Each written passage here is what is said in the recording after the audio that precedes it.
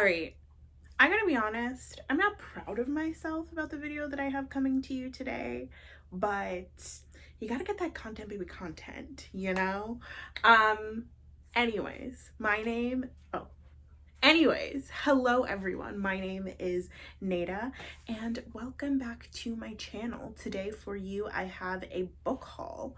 I went to Montreal with my partner and their family last week. Why did it take me so long to remember? I literally came back a couple days ago, but I went to Montreal with them last week and I went a little ham. We were there for a week and I think we went to 6 different bookstores, 6, maybe 7 different bookstores, and I got something at almost every single one of them. So again, like I said, I'm not proud of myself, but like the exchange rate was exchanging, and I just wanted, it's so difficult, particularly in the United States where I live. I don't know, like other parts of the US it might be different, but it's so difficult to find French language books in bookstores. Like I go to Barnes and Noble and there's 2 books. One of them is a Julia Child cookbook and the other one is Learn French for Dummies. So I just was like, when am I gonna have this opportunity? And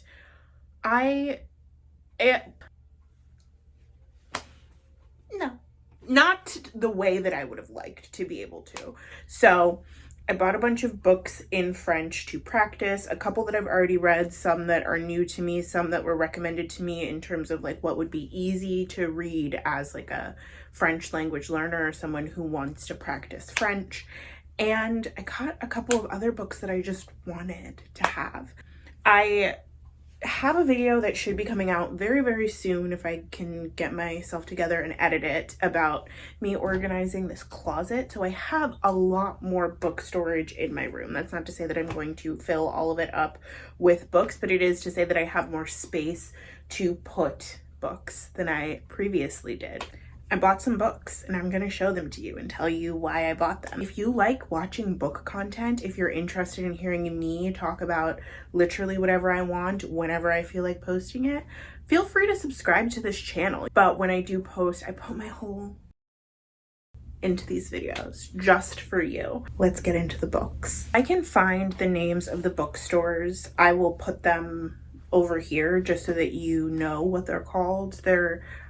All of the ones that we went to were independent businesses, and if I can drive traffic to them in whatever little way I can, I would love to, because they were all amazing spaces. So the first bookstore that we went to was Librairie de l'Échange. Bought quite a few books while I was there. So first up we have L'Alchimiste by Paulo Coelho. This is kind of funny because this is a French translation of a Portuguese language book, and if you don't know, I also speak Portuguese, and I've read this book in English, and I got it because I've read the book in English. I think it was also like $2 or something. This I think would be good to help me practice, because I kind of know the contours of the story. I know what's happening and whatnot, and I can focus more so on vocab and sentence structure than on trying to decipher what is going on in this book. I also really, really love this book. I read it the first time at the beginning of 2018, and I was going through a lot of changes in that period, just in like myself and how I think about who I am. And so it really helped me like navigate my way through that. And I feel like I'm coming up again on a period of change in my life. So I wanted to pick this up because I don't know, it just felt like the perfect time for me to reread this book. Next up we have Le Portrait de Dorian Gray, or The Portrait of Dorian Gray by Oscar Wilde. This is a classic. It is about a man named Dorian Gray who gets a portrait painted for him, and the portrait is supposed to age instead of him, but since Dorian has this newfound immortality, he starts to kind of traverse the lines of what is socially acceptable, and the more evil he gets, the uglier his portrait becomes. A lot of people are probably familiar with this story. I just have never read it, and I was like, why not read it for the first time in French? This is probably one that I will pick up after some of these other ones, just because, again, I'm like trying to figure out the plot as well as vocab as well as sentence structure. It's kind of a lot. Next up, I have Au Bonheur des Dames by Émile Zola. This is a LaRue's copy that does an analysis of the text. I don't know what this book is about. Okay, so this is basically a story of a poor shop maid who gets a rich shop owner to fall in love with her, and like changes his life by being just like her sweet self. That's what I gathered from what I could understand of the back. My partner's mom really loves Émile Zola, and I've always wanted to read something by him. I thought I had found a book by him in this other bookstore when I was in Philadelphia, but it turned out to just be like a SparkNotesy reading guide or something that wasn't actually the book. But this has the reading guide plus the text of the book, so I'm excited to read about it and then also be able to analyze it when I'm done reading it. Got Madame Bovary by Flaubert. Again, this is a classic, but these are books that in French, I will not be able to find in a bookstore in the United States. So I have no idea what this is about. So I guess this is like a naturalistic novel about this woman who is sad because her marriage isn't working out. Or it's just like not as exciting as she thought it would be. I think she has an affair in this or something. I've heard about this being a banned book. Look, I'm not a scholar of French literature. I'm just a girl walking into a bookshop, spending too much money on French language books. But I'm excited to read this, if only just to like understand a little bit more about the French culture, because this is definitely considered to be one of the classics of French literature. And I have another one of those that I will be pulling up later. And then finally, we have Carnet de Mémoire Coloniale by Isabella Figueiredo. This is the memoir, actually, of she's a white Mozambican woman, but she's descended from Portuguese people, who is recalling what it was like to grow up during the colonial era and War of Independence in Mozambique, and talking about the kind of like world of colonialism and racism that was surrounding her. My family is from Mozambique, so this was automatically super interesting to me. It's kind of hard to find books by Lusophone authors in English in the United States. They're not often translated from Portuguese into English. In fact, The Alchemist is like one of the main Portuguese language novels that is continuously translated over and over again. But also, these writers aren't usually writing in English if they're writing in a language other than the one that they are, if they're writing in a language other than their native language. So I find that whenever I'm in a French language section or a Spanish language section of a bookstore, I find a lot of either translated or written in that language novels or memoirs or anything really by authors of Portuguese descent. That could be Brazilian, Portuguese, Mozambican, Angolan, from Guinea-Bissau, like whatever part of the world they might be from. And this is literally about Mozambique. That's the second thing. And she has my mom's last name. So I'm interested to see if maybe we are cousins, and also what she says about what it was like growing up during that time. So those are all the books that I got at Librairie de l'Échange, or it might just be Librairie l'Échange. I'm not entirely sure. But next up, we went to this anarchist bookstore, which if you know me, you know I have a passion for anarchist bookstores. There's one called Blue Stockings in New York City that I really love. I can't remember the name of this specific anarchist bookstore, but if I do, again, I will put it up here. And I just like, it gets to be a situation where it's like, where will I find this specific collection of books in this language? That's the question that I had to ask myself. So I bought 3 books while I was there, 2 of them in English and 1 of them in French. The first one I got was Logique du Genre, which is, I guess, like meditation on what gender means under capitalism and why gender continues to matter to us, and what ideas we could have about gender if there is a near future where we are no longer living under capitalism. God willing.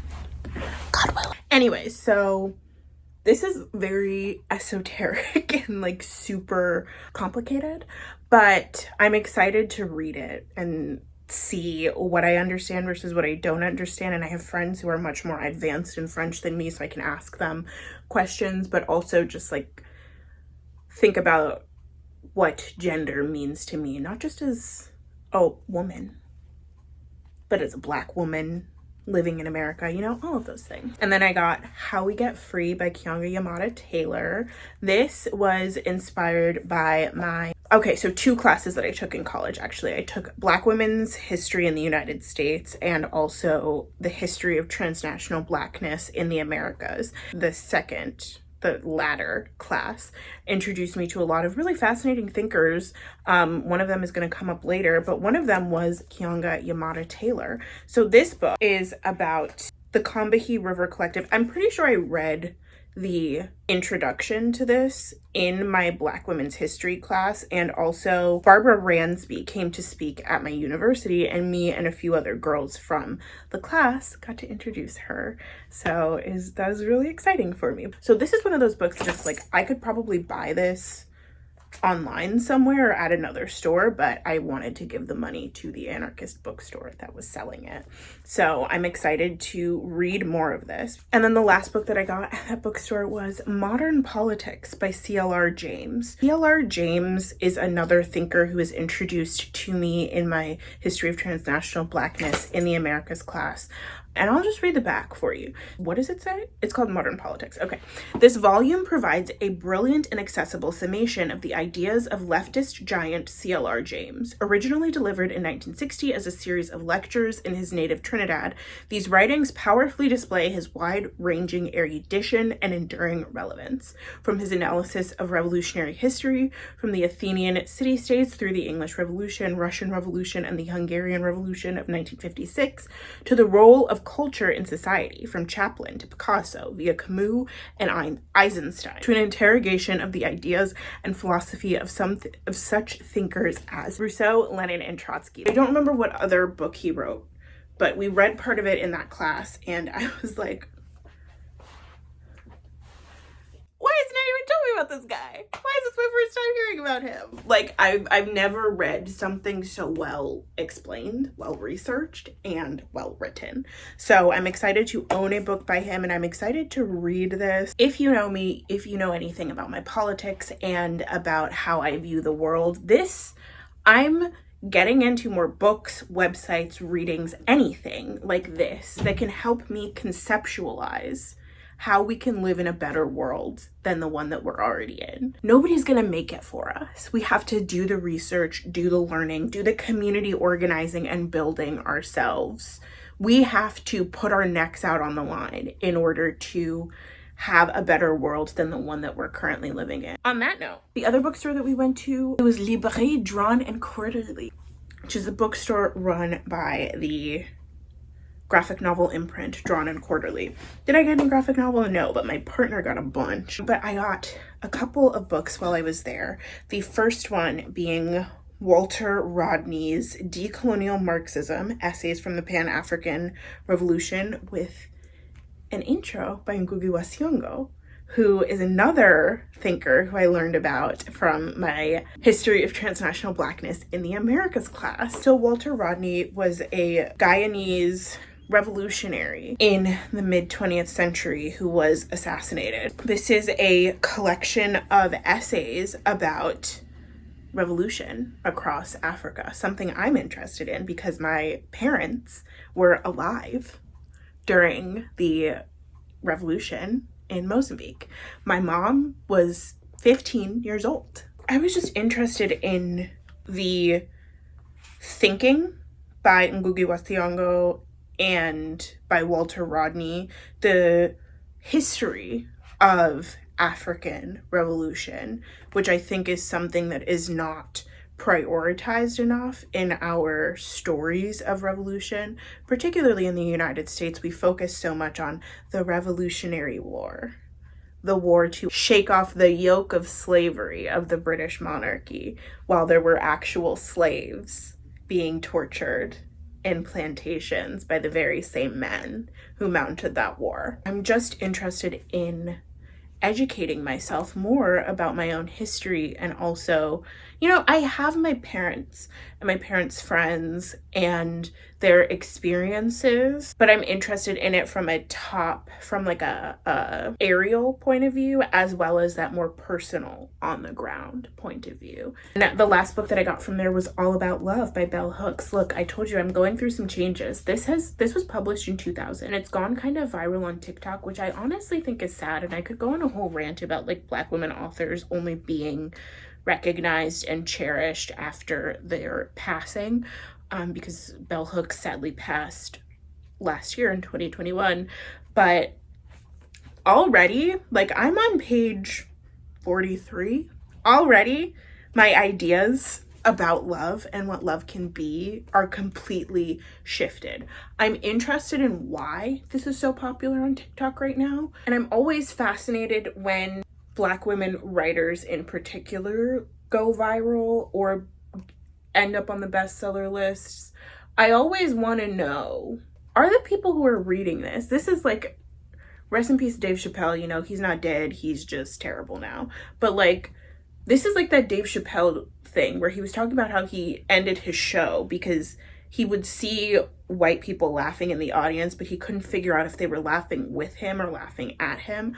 I'm not really sure if non-Black people are reading this and really internalizing and really understanding the things that she is saying. I'm gonna read it and find out, and then watch a bunch of content about it and develop my opinion. But I'm always just curious about that. And I'm not like passing any judgment as of now. I'm just interested. So this is basically a book where Bell Hooks is just asking the question of what is love and what can love be. And one of the most important things about this book to me is it insists on a clear and actionable definition of love, whereas a lot of literature about love is like, love is whatever you want it to be, love is what you make it. And it's like, we can't interface with one another in the world on any situation if we're not all starting from the point of having the same definitions. Like literally everything: racism, sexism, homophobia, capitalism, money, exploitation, trafficking, like all of these problems that we have in the world. So many people are trying to fix them while operating from different definitions of what they are. So if you all think that the thing that you want to fix is a different thing, you can't fix it. Like, so we all have to get on the same page. And the thing that I love about this so far is that she is like, this is the definition of love. Got it? Great. So going off of that, let's talk about love. There's this amazing chapter all about children and how we need to give children the respect that they deserve, which I fully agree with, because I think that children are thinking, breathing, feeling human beings, and they're not just like puppets of their parents. And if we allow them to have a voice and an opinion, then they will develop as people who think critically, but that might not be the goal. So this, I'll just tell you the definition of love that she puts forth, and then I'll stop talking about this. But she says, this is from the author Eric Fromm, who defines love as the will to extend oneself for the purpose of nurturing one's own or another's spiritual growth. So it's not a emotion, it's not a feeling, it's an action, and it's a desire to, it is the making the active choice and having the desire and the will to extend yourself, to put something of not even necessarily putting yourself on the line, but to like put yourself out there for the development of somebody's holistic self, their mental, spiritual, emotional, physical, sexual well-being, whatever it is. That's so life-changing to me. And I'm gonna give this to my partner's mom when I'm done reading it, because I feel like she would really, really like it. Finally, we went on an excursion into the mountains. Librairie Carpe Diem in Montreal, Quebec. And again, I will put the information up here. I asked the man who was in charge of the shop if he had any recommendations for people who want to practice reading in French, and he recommended Notre Dame de Paris by Victor Hugo, aka The Hunchback of Notre Dame. I started reading this when I was in high school, and it was he's right, it was honestly fairly easy for me to get through, but I just had to return it to the library before I was finished with it because I had 3 weeks and I was able to get through like this much of the book. But this is another one that's going to the top of my TBR, just because I feel like if I can like begin to parse the language and the sentence structure and the vocabulary in this book, it'll help me through a lot of the other French language books that I got. And then finally, this is not a book that I got in Quebec, well, in Montreal, but Montreal, Quebec. But I just wanted to feature it because I'm reading it right now and I'm having such a great time. I got Jane Eyre from a secondhand bookstore. I was listening to the audiobook and having such an amazing time that I literally just walked to this secondhand bookstore that was like down the street, and this was like $9, like not even bad at all. So I picked this up. And the Bronte sisters were bat shit. Bat shit. I did see an article that said that they all died young because they were drinking runoff, like from a gravesite near their home. Like it got into their water and severely deteriorated their health, which I think is tragic, but also so appropriate for who they were as people and the things that they wrote about. But this mama, Charlotte knew what she was doing with this one. She knew what she was doing. This book is so unintentionally funny, but also so incredibly frustrating.